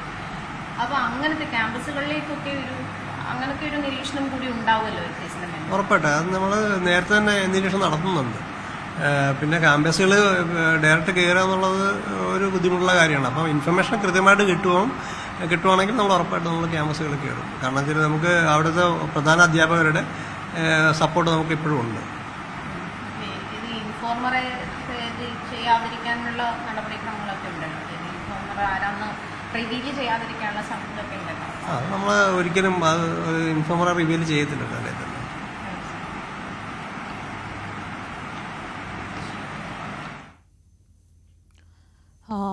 കൊച്ചിയിൽ ഈ ഹൈബ്രിഡ് കഞ്ചാവുമായി സംവിധായകർ പിടിയിലായ സാഹചര്യത്തിൽ സംസാരിക്കുകയായിരുന്നു കമ്മീഷണർ. കോഴിക്കോട് നേരത്തെ നമ്മളൊരു റിപ്പോർട്ട് വിവരങ്ങൾ കണ്ടു. കോഴിക്കോട് പാലക്കോട്ട് വയലിൽ സംഘം ചേർന്ന യുവാവിനെ കൊലപ്പെടുത്തിയ വാർത്ത. ഈ സംഭവത്തിൽ അച്ഛനും 2 മക്കളും ഉൾപ്പെടെ 3 പേർ കസ്റ്റഡിയിലായി. വിവരങ്ങളുമായി MS അനീഷ് കുമാർ തയ്യാറാക്കിയ റിപ്പോർട്ട് കാണാം. കോഴിക്കോട് പാലക്കോട് വയലിൽ ഇന്നലെ രാത്രി 11 മണിയോടുകൂടിയാണ് ഈ സംഭവം ഉണ്ടായിരിക്കുന്നത്. 20 വയസ്സുള്ള സൂരജാണ് കൊല്ലപ്പെട്ടിരിക്കുന്നത്. ക്ഷേത്രോത്സവവുമായി ബന്ധപ്പെട്ട് ചില പ്രശ്നങ്ങൾ ഉണ്ടായിരുന്നെന്ന് പറയുന്നു. ഇതിന്റെ തുടർച്ചയായാണ് സംഘർഷം ഉണ്ടായെന്നും പറയുന്നു. എന്തായാലും നമുക്കൊപ്പം നാട്ടുകാരുണ്ടോ? ചേട്ടാ, എന്താണ് ഇന്നത്തെ ഇപ്പോൾ കുറേ മീഡിയ അങ്ങനെ പറഞ്ഞുകൊണ്ട് നിൽക്കുകയാണ്. എന്താ കേസ്? ഞങ്ങൾ ഇന്നലെ തെറ്റിക്കാനടുത്ത് നിൽക്കുന്ന ഞങ്ങളെ സുഹൃത്ത് വിളിക്കുന്നത്, സുഹൃത്തിന്റെ മോൻ ഞങ്ങൾ വിളിക്കുന്നത്, ചേട്ടാ ഇങ്ങനെ ഒരു വിഷയമുണ്ട്, ഒന്ന് വിരോധിച്ചിട്ട് ഞങ്ങൾ പോയി ഇവിടെ വന്നപ്പോഴാണ് ഒരു കച്ചറ ഉണ്ട്. അപ്പൊ ഞങ്ങൾ നാട്ടിലുണ്ട് എല്ലാം കൂടി സോൾവ് ആക്കിയ സഭേനെ മുന്നിൽ എല്ലാം പറഞ്ഞ് അങ്ങോട്ടും കൂടെ ആക്കി. അത് കഴിഞ്ഞ് ഞങ്ങൾ കാവിലെ എത്തിയപ്പോഴാണ് ഇവന് ശ്വാസം കിട്ടില്ല. സൂരജ് ഞങ്ങൾ കണ്ടില്ല. നമ്മളെ സുഹൃത്തിന്റെ മോനാണ്. ഇവിടുന്ന് മോനാണ് അടി കിട്ടുന്നതെന്ന് അറിയുന്നില്ല. അപ്പൊ വന്ന് ഞങ്ങളെ വിളിച്ചപ്പോൾ ഞങ്ങൾ കോളേജ് അഡ്മിറ്റ് ചെയ്യേ. ശ്വാസമില്ല. പിന്നെ വിളിക്കുന്ന കേസ് വെച്ചാൽ ഇതാണ്, ഇത് പൾസില്ല. ഞങ്ങൾ വണ്ടി എടുത്ത് പോകുമ്പോഴേക്ക് ആള് ഡെത്താണ്. അപ്പൊ എന്താ കേസ് വെച്ചാൽ ഇയാൾ ഇടപെട്ടത് ഇയാൾക്ക് വേണ്ടിയിട്ടല്ല. ഒരു സുഹൃത്ത് ഒരു കോളേജിൽ എന്തോ വിഷയം പോലെ എന്തോ ചോദിച്ചാണ് പോകുന്നേരം ഇതെന്താന്നുള്ള കേസിൽ സൂര്യ ഒറ്റയ്ക്ക് പോയിട്ട് അറ്റാക്ക് ചെയ്ത്. അപ്പോൾ 10 ആളുണ്ടേന് ഒറ്റയ്ക്ക് അവനെ ഇതാക്കി. ഓനപ്പുറം കുറച്ചാളുണ്ടേന്. പക്ഷെ എന്തായാലും എമ്പക്ക് പോകേണ്ട നമ്മളെ സുഹൃത്തിന്റെ മോനാച്ചാലും നമ്മളെ മോനാച്ചാലും അയാൾ പോയി. ഇനി നാളെ ഒരു കുട്ടിക്ക് ഇതിങ്ങനെ വരരുത്. എത്രയായി വരുന്നിപ്പം 10ാം ക്ലാസ് കേസ് നമ്മൾ കാണുന്നുണ്ട്. ഇനി ഇങ്ങനത്തെ ഒരു വിഷയങ്ങൾ പക വെച്ചിട്ട് കുട്ടികള് ഒരു സ്ഥലത്ത് വന്നിട്ട് ഒരാളെ ആക്രമിക്കുകയോ കൊല്ലോ ഒരു 100 ആളിനോ എന്താ മരുന്നോ ഒന്നും നമുക്ക് അറിയില്ല. നേരത്തെ പരിചയമുള്ളവരാന്നുള്ള ഇല്ല, സൂരജായിട്ട് ബന്ധമുണ്ടാവില്ല. സൂരജിന്റെ സുഹൃത്തിനായിട്ടുള്ള വിഷയങ്ങളാ. സൂരജ് കോളേജിന്റെ വിഷയമാണെന്നാ പറയുന്നത്. ഓരോ സുഹൃത്തുക്കളെ ചോദിച്ചപ്പോ നമുക്കറിയില്ല. ഞങ്ങൾ ഒരു വിളിച്ചപ്പോൾ ഞങ്ങൾ വന്നാൽ അച്ഛന്റെ സുഹൃത്തുക്കളാണ് ഞങ്ങൾ കുറെ ആളുകളുണ്ടേ. അപ്പൊ ഞങ്ങൾ വന്ന് ഒക്കെ ഉത്സവത്തിനിടയ്ക്ക് എന്തെങ്കിലും പ്രശ്നം വരുന്നില്ല. കാമായിട്ടൊരു വിഷയമില്ല. നമ്മളെ തിരുക വന്നിട്ട് അവിടെ ആയിട്ടൊരു വിഷയമില്ല. ഇല്ലല്ല, വേണ്ടി കോളേജ് വിഷയമാണ് വലുത്. അപ്പൊ അവിടെ വന്നപ്പോ അങ്ങോട്ട് കാണല്ലോ. അങ്ങനത്തെ ഒരു വിഷയമായിട്ട് ലഹരിയാണോ എന്ന് അറിയാൻ പറ്റില്ലല്ലേ. ഇപ്പൊ ഈ മേഖലയിലൊക്കെ ഒരുപാട് പ്രശ്നങ്ങൾ ഈ മേഖല കുറച്ച് ആളുകളെ പോലീസ് പിടിച്ച കേസൊക്കെ ഉണ്ട്. ഇപ്പൊ ജാമ്യത്ത് ഇറങ്ങിയ ടീമൊക്കെ ഉണ്ട്. NDMA ആയിട്ട് പിടിച്ചൊക്കെ അത് നമുക്ക് അറിയുന്ന നമ്മളെ. പിന്നെ ഇപ്പൊ ഞാൻ പറഞ്ഞില്ല, നമ്മളൊരു കേസ് പറയുന്ന നേരം നമ്മള് മീഡിയ കൊടുക്കുന്ന നേരം നമ്മള് നാളെ നിങ്ങള് വേറെ എന്റെ ശവത്തിന്റെ ഫോട്ടോ ആയിരിക്കും എടുത്ത് കൊടുക്കേണ്ടില്ല. നമ്മള് കൊടുക്കുന്ന പോലീസിനാണെച്ചാലും നിങ്ങൾക്ക് നമ്മൾ പറയുന്ന നേരം ഞങ്ങൾ പറയാം ഇന്ന ആളുണ്ടെന്ന് വെച്ചാൽ ഓലിക്ക് ടീമുണ്ടാവും. മദ്യം കഴിക്കുന്ന മാതിരിയല്ല, ടീം ആളുകൾ കുറേ ഉണ്ടാവും. ഒരു മീഡിയ നമ്മൾ പറഞ്ഞത് ഈ മക്കൾക്ക് പറ്റി നമുക്ക് അറിയില്ല. ഓലെ ഇനി എന്താ ചെയ്യേണ്ട വെച്ചാൽ മീഡിയ വെച്ചാലും ഈ മക്കൾ ഇനി ഒരിക്കലും ഇങ്ങനത്തെ കേസുകളിൽ വൈരാഗ്യോ മഷീദ് ഊത്ത വിഷയം വെച്ചാലും ഒരു ഉത്സവത്തിനോ ഏടാ വന്നിട്ടു കല്യാണ വീടാണെച്ചാലും അങ്ങനെ ചെയ്യരുത്. ഒരു കുറെ നേരം അച്ഛനും അമ്മയും പോറ്റുക. ഒരു പണിയെടുത്തിട്ടാണ് മക്കളെ പോറ്റുന്നത്. മക്കളെ എവിടെ പോകേണ്ടത് അറിയില്ല. ഒരു 2 പണിക്ക് പോകുന്ന ആളുകളാ. ആളുകൾ എപ്പോഴാണ് തിരിച്ചറിഞ്ഞ ഈ സൂരജിന് ഇങ്ങനെ പരിക്ക് പറ്റിയെന്നുള്ളത്? പല സുഹൃത്തുക്കളുണ്ട്. ആ വിഷയങ്ങൾ അവരൊക്കെ ഫോട്ടോ ഉണ്ട്. ഒക്കെ പോലീസിന് കൊടുത്ത് അയാളെ അറസ്റ്റ് ചെയ്തിരിക്കുന്നു. അയാളെ ഇപ്പൊ ഞങ്ങളിപ്പോ അവിടെ റോഡൊക്കെ ബ്ലോക്ക് ചെയ്തിട്ട് വിഷയങ്ങൾ ഉണ്ടായിരുന്നു. അപ്പോൾ അയാളെ സാർമാരൊക്കെ ചെയ്തിരിക്കുന്നതാണ്. ഞങ്ങൾ വേറെ വിഷയങ്ങളായിട്ട് ഞങ്ങളാരും അതിൽ വന്നില്ല. ഞങ്ങൾ രാവിലെ 6 മണിക്ക് അരമണിക്കൂർ റോഡ് ബ്ലോക്ക് ചെയ്യുന്ന കേസുണ്ടായി. പാലക്കാട് ജനങ്ങൾ ഈ കേസിൽ പോലീസ് വന്ന് അയാളെ അറസ്റ്റ് ചെയ്തിരിക്കുന്നതാണ്. 3 ആളെ പറഞ്ഞ് ഇന്നലെ രാത്രി തന്നെ ഞങ്ങൾ സുഹൃത്തുക്കളൊക്കെ വീട് കാണിച്ചു കൊടുത്ത് ഒക്കെ അറസ്റ്റ് ചെയ്തിരുന്നു. എന്താ പറയാ, ഞങ്ങൾ ഇത് പോകണം. എന്തായാലും വലിയ സംഭവം തന്നെയാണ് ഉണ്ടായിരിക്കുന്നത്. കാരണം തുടർച്ചയായി ഈ മദ്യപ സംഘങ്ങൾ അല്ലെങ്കിൽ മയക്കുമരുന്ന് ലഹരിയിൽ യുവാക്കൾ ഒരുപാട് കുറ്റകൃത്യങ്ങൾ ചെയ്തു വരുന്നുണ്ട്. ഇതിന് സമീപം തന്നെയുള്ള ബൈപ്പാസ് റോഡിൽ പലപ്പോഴും നാട്ടുകാരുടെ ജീവിതത്തിന് തന്നെ ശല്യമാവുന്ന രീതിയിൽ മയക്കുമരുന്ന് മാഫിയയുടെ ഇടപെടലുകൾ ഉണ്ട് എന്ന ആരോപണം ഉയരുകയും ചെയ്തിരുന്നു. ഒരുപക്ഷെ ഇത്തരം മയക്കുമരുന്ന് മാഫിയയുടെ ഇടപെടൽ ഈ കേസുമായി ബന്ധപ്പെട്ട് ഉണ്ടായിരുന്നു എന്നതിനെക്കുറിച്ച് കൃത്യമായ വിവരങ്ങൾ ലഭ്യമല്ല. താനും ഈ സൂരജ് ഒപ്പമുണ്ടായിരുന്ന ഒരു സുഹൃത്തിന്റെ പ്രശ്നത്തിനായി ഇടപെട്ടതാണ്. ആ ഇടപെടലാണ് പിന്നീട് ഇത്തരമൊരു സംഘർഷത്തിലേക്ക് നയിക്കപ്പെട്ടതെന്നാണ് പറയുന്നത്. ക്രൂരമായ മർദ്ദനത്തിനാണ് ഈ സൂരജ് വിധേയമാക്കപ്പെട്ടത്. ഈ സ്ഥലം നമ്മളിപ്പോൾ ഈ ദൃശ്യങ്ങളിൽ കാണുന്ന ഇടത്ത് വെച്ചാണ് ഈ സംഭവം ഉണ്ടായത്. ഈ ഭാഗത്ത് വെച്ചാണ് ഈ 2 സംഘങ്ങൾ തമ്മിൽ ഏറ്റുമുട്ടുകയും സൂരജിന് ഗുരുതരമായി പരിക്കേൽക്കുകയും ചെയ്ത് പിന്നീട് ആശുപത്രിയിലേക്ക് കൊണ്ടുപോയെങ്കിലും ജീവൻ രക്ഷിക്കാൻ കഴിയാത്ത ഒരു സാഹചര്യം ഉണ്ടായിരുന്നു. നാട്ടുകാർ നൽകിയ വിവരമനുസരിച്ച് ഈ സൂരജിനൊപ്പം ഉണ്ടായിരുന്ന സുഹൃത്തുക്കൾ നൽകിയ വിവരങ്ങളനുസരിച്ച് ആദ്യം 3 പേരെ കസ്റ്റഡിയിലെടുത്തിരുന്നു. പിന്നീട് കൂടുതൽ ആളുകളെ കേസിൽ പ്രതി ചേർത്തിരിക്കുന്നു എന്നാണ് അറിയാൻ കഴിയുന്നത്. 15ഓളം പേർ ചേർന്നാണ് 20കാരനായ ആ യുവാവിനെ മർദ്ദിച്ചെന്ന വിവരങ്ങളാണ് പുറത്തുവരുന്നത്. എന്താണ് എന്തായാലും ഈ കുറ്റകൃത്യത്തിലേക്ക് നയിക്കപ്പെട്ടതെന്നതിനെക്കുറിച്ചുള്ള കൃത്യമായ അന്വേഷണത്തിലേക്ക് പോലീസ് കടക്കുന്നു. മുമ്പ് ഈ സൂരജുമായി ഈ ആളുകൾക്കുണ്ടായിരുന്ന പ്രശ്നമാണോ, ഈ പ്രതികൾക്കുണ്ടായിരുന്ന പ്രശ്നമാണോ ഈ കൃത്യത്തിന് പിന്നിൽ? മുൻവൈരാഗ്യമാണോ, അതോ പെട്ടെന്നുണ്ടായ വാക്കുതർക്കം പിന്നീട് സംഘർഷത്തിലേക്ക് കലാശിതാണോ എന്നീ കാര്യങ്ങളെക്കുറിച്ചൊക്കെ വളരെ വിശദമായി തന്നെ പോലീസ് പരിശോധിച്ചു വരുന്നു. ലഹരി മാഫിയയുടെ ഇടപെടലുകളടക്കം കൃത്യമായ പരിശോധനയ്ക്ക് പോലീസ് വിധേയമാക്കി വരികയാണ്. ഇതുമായി ബന്ധപ്പെട്ട വിശദമായ അന്വേഷണങ്ങൾ നടക്കും. MS അനീഷ് കുമാർ ആണ് വിവരങ്ങൾ നൽകിയത്. മറ്റു വാർത്തകളിലേക്ക് വരാം ഇടവേളയ്ക്ക് ശേഷം.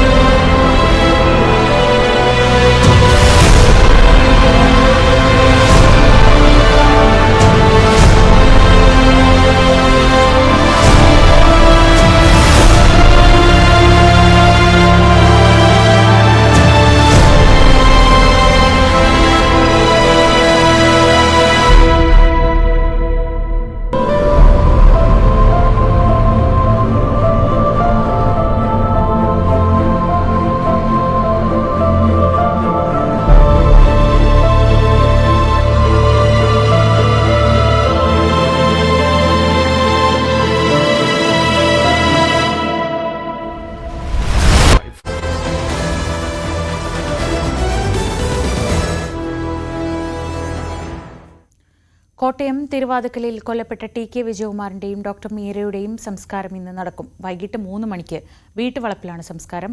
അതിനു മുൻപ് കുടുംബത്തിന്റെ ഉടമസ്ഥതയിലുള്ള ഇന്ദ്രപ്രസ്ഥം ഓഡിറ്റോറിയത്തിൽ പൊതുദർശനത്തിന് മൃതദേഹങ്ങൾ വയ്ക്കും. ജി ശ്രീജിത്ത് വിവരങ്ങളുമായി. ശ്രീജിത്ത്, അതിദാരുണമായാണ് ഇരുവരും കൊല്ലപ്പെട്ടത്. കോട്ടയത്തിലെ ഒരു മൊത്തത്തിലൊരു ഞെട്ടിച്ച കോട്ടയത്തിൻ്റെ ഹൃദയഭാഗത്തുള്ള ഈ ഒരു കൊലപാതകം എല്ലാവരെയും ഞെട്ടിക്കുകയും ചെയ്തു. അവരെയാണ് ഇന്ന് സംസ്കരിക്കുന്നത്. ഇത്രയും ദിവസം സംസ്കാരം നീളാൻ കാരണം എന്തായിരുന്നു? എപ്പോഴൊക്കെയാണ് പൊതുദർശനമൊക്കെ?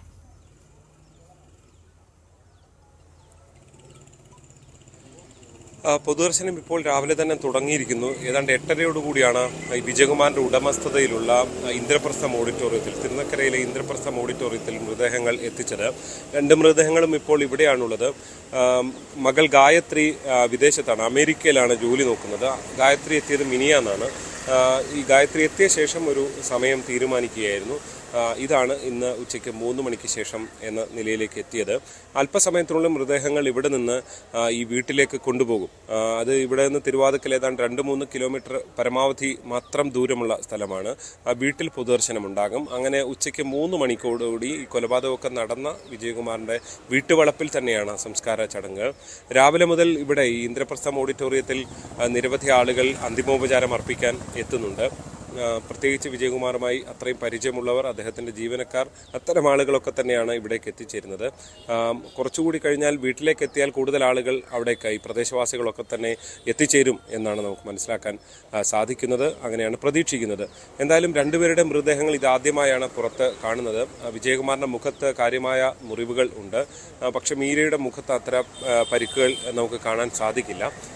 എന്തായാലും ക്രൂരമായ കൊലപാതകം എന്ന് തന്നെയാണ് പോലീസ് പറയുന്നത്. ആദ്യം തലക്കടിച്ച് കൊലപ്പെടുത്തിയിരുന്നു. തലയുടെ പിൻഭാഗത്ത് അടിച്ച് കൊന്ന ശേഷമാണ്, പിന്നീടാണ് വിജയകുമാറിനോടാണ് പക എന്ന് ഒരുപക്ഷെ ഈ മൃതദേഹങ്ങൾ കണ്ടാലും നമുക്ക് അത്തരത്തിൽ വ്യക്തമാകുന്നതാണ്. കാരണം അദ്ദേഹത്തിൻ്റെ മുഖത്ത് അത്രത്തോളം പരിക്കുകൾ ഉണ്ട്. എന്തായാലും ഇപ്പോൾ മൃതദേഹം ഇവിടെ പൊതുദർശനത്തിന് വെച്ചിരിക്കുന്നു. അല്പസമയം കൂടി കഴിഞ്ഞാൽ വീട്ടിലേക്ക് കൊണ്ടുപോകും. ശ്രീജിത്ത്, ഇന്ന് പാലയിലും ഒരു കൊലപാതകത്തിന്റെ വാർത്ത വരുന്നുണ്ടല്ലോ. പാല വള്ളിച്ചിറ സ്വദേശി ബേബി എന്ന ആൾ മരിച്ചതായി അറിയുന്നു. എന്താണ് ഇങ്ങനൊരു കൊലപാതകത്തിലേക്ക് കലാശിച്ചത്? എന്താണ്?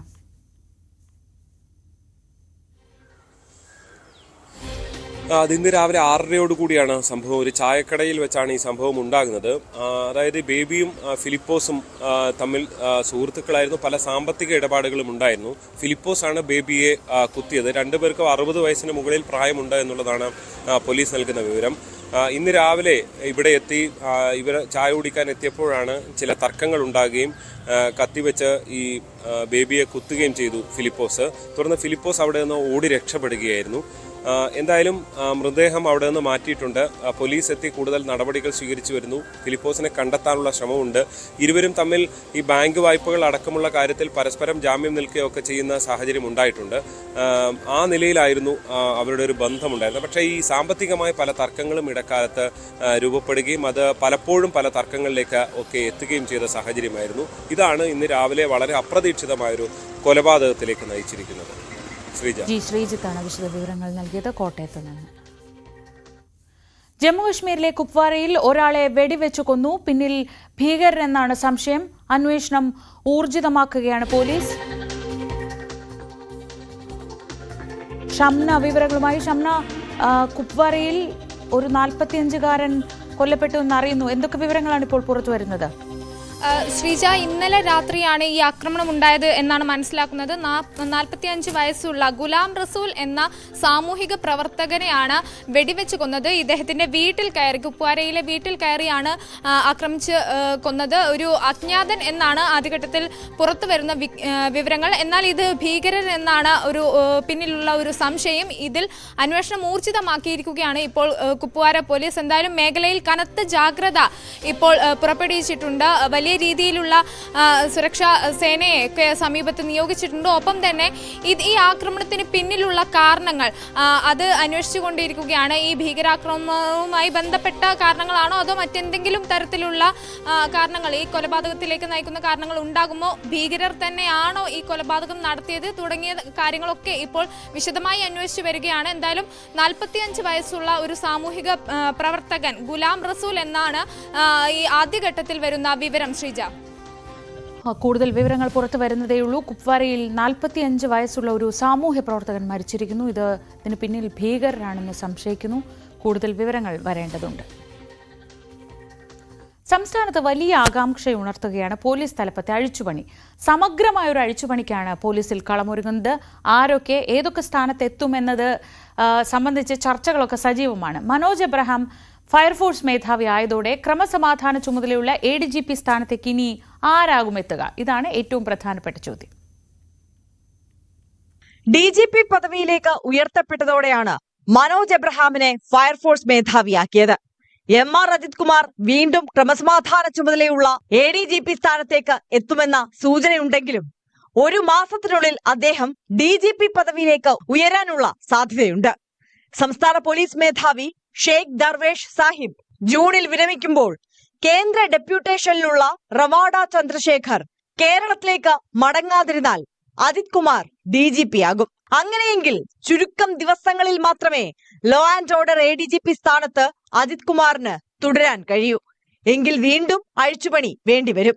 മാത്രമല്ല, തൃശൂർ പൂര വിവാദത്തിന്റെ പശ്ചാത്തലത്തിലാണ് അജിത് കുമാറിനെ നേരത്തെ ക്രമസമാധാന ചുമതലയുള്ള ADGP സ്ഥാനത്ത് നിന്ന് മാറ്റിയത്.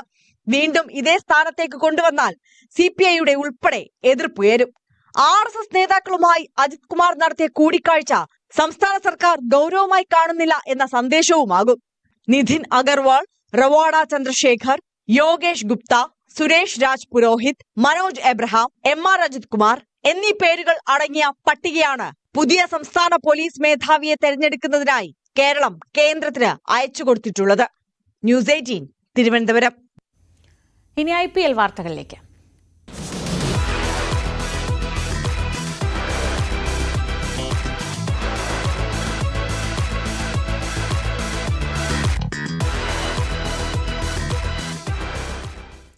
IPL-ൽ ഇന്ന് 2 മത്സരങ്ങളാണുള്ളത്. ആദ്യ മത്സരത്തിൽ മുംബൈ ഇന്ത്യൻസ് ലക്നൌ സൂപ്പർ ജയൻസിനെ നേരിടും. പോയിന്റ് പട്ടികയിൽ ആദ്യ 4-ലെത്താൻ ഇരു ടീമുകൾക്കും വിജയം അനിവാര്യമാണ്. വൈകിട്ട് 3:30 വാങ്കഡെ സ്റ്റേഡിയത്തിലാണ് മത്സരം. രണ്ടാം മത്സരത്തിൽ ഡൽഹി ക്യാപിറ്റൽസ് റോയൽ ചലഞ്ചേഴ്സ് ബാംഗ്ലൂരിനെ നേരിടും. ജയിച്ചാൽ ഇരു ടീമിനും പോയിന്റ് പട്ടികയിൽ ഒന്നാമതെത്താം. രാത്രി 7:30 ഡൽഹിയിലാണ് മത്സരം. IPL-ലെ നൈറ്റ് റൈഡേഴ്സ് പഞ്ചാബ് കിങ്സ് മത്സരം മഴയെ തുടർന്ന് ഇന്നലെ ഉപേക്ഷിച്ചു. നിർണായക മത്സരത്തിൽ പഞ്ചാബിനെതിരെ 202 റൺസ് വിജയലക്ഷ്യം പിന്തുടർന്ന കൊൽക്കത്ത വിക്കറ്റ് നഷ്ടം കൂടാതെ 7 റൺസ് എടുത്ത് നിൽക്കെയാണ് അതിശക്തമായ മഴയെത്തിയത്. 5 ഓവർ മത്സരമായി ചുരുക്കാനുള്ള നീക്കവും കൊൽക്കത്തയിലെ മഴയിൽ പൊലിഞ്ഞു. പ്ലേ ഓഫ് നിലനിർത്താൻ ജയം അനിവാര്യമായിരുന്ന കൊൽക്കത്തയ്ക്ക് പോയിന്റ് പങ്കിടേണ്ടി വന്നത് തിരിച്ചടിയാണ്. അതേസമയം പഞ്ചാബ് 4ാം സ്ഥാനത്തേക്ക് ഉയർന്നിട്ടുണ്ട്. ഓപ്പണിംഗ് വിക്കറ്റിൽ 120 റൺസ് കൂട്ടുകെട്ടാണ് പഞ്ചാബ് കിങ്സിന് മികച്ച സ്കോർ സമ്മാനിച്ചത്. പ്രിയാൻഷ് ആര്യ 69 റൺസും പ്രഭ് സിമ്രൻ സിംഗ് 83 റൺസും എടുത്തു. ശ്രേയസ് അയ്യർ 25 റൺസ് എടുത്ത് പുറത്താകാതെ നിന്നു. കൊൽക്കത്തയ്ക്ക് വേണ്ടി വൈഭവ് അറോറ 2 വിക്കറ്റുകൾ വീഴ്ത്തി. ഇതോടെ രാവിലെ പൂർണ്ണമാവുകയാണ്. ഇനി വാർത്തകൾ വളരെ വിശദമായി നോക്കേണ്ട സമയമാണ്. ന്യൂസ് 10-സുമായി TG സജിത് ചേരും.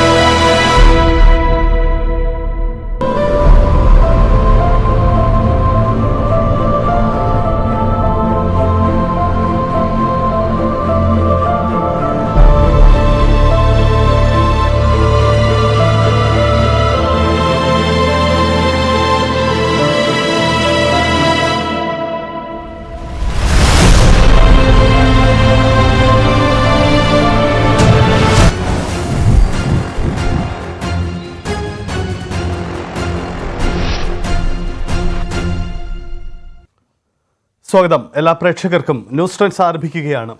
ഏറ്റവും പ്രധാനപ്പെട്ട വാർത്തകളാണ് കൊച്ചിയിൽ നിന്ന് വരുന്നത്. സിനിമാ മേഖലയിലെ ലഹരി ഉപയോഗം പലവട്ടം വാർത്തകൾ നിറഞ്ഞെങ്കിൽ ഇപ്പോൾ ഏറ്റവും പ്രമുഖരായ സംവിധായകരെ അടക്കമാണ് ഹൈബ്രിഡ് കഞ്ചാവുമായി പോലീസ് പിടികൂടുന്നത്. അതിനിർണായകമായ നീക്കങ്ങൾ ഇക്കാര്യത്തിൽ നടക്കുകയും ചെയ്യുന്നു. വിശദമായി പരിശോധിക്കാൻ നോക്കാം തലക്കെട്ടുകൾ.